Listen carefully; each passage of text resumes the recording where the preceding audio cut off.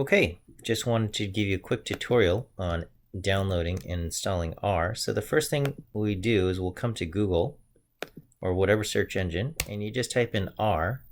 That will be the very first hit will be the rproject.org, rproject.org. You can type that in directly as well.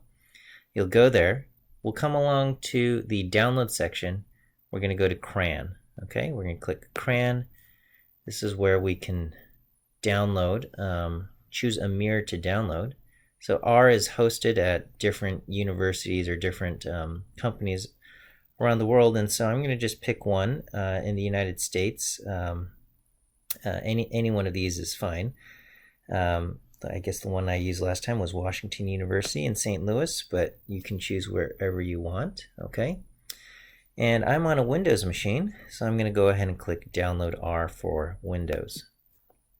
And then we will click, this is what we want, install R for the first time. And I'm going to go ahead and download R 4.1.1. That's the current version as of this moment that I'm recording. Okay, it's going to take a couple moments to download. I'm going to go ahead and pause the video and I'll resume as soon as it's done. Okay, so it has finished downloading the file, and so I'm going to go ahead and click it to open it here.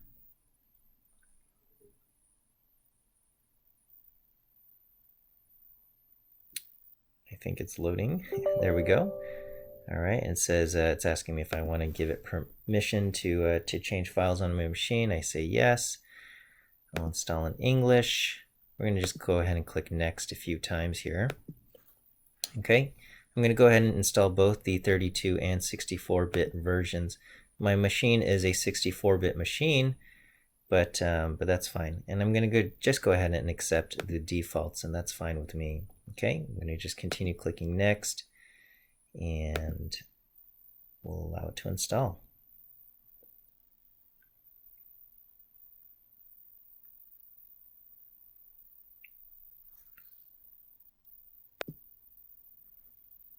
Okay, and there we go. It says it has finished installing, and so we'll go ahead and click finish. All right, and that is the installation of R. I can come and check, and it will show up under my recently added, or I can scroll down, and here it says R, and I can start up just the base R version here. Okay, and here, once you're in R, you can start doing basic calculations. 8 plus 9 is 17, or you can make a vector, so on and so forth. And that will be that. Okay, next up we're going to install RStudio.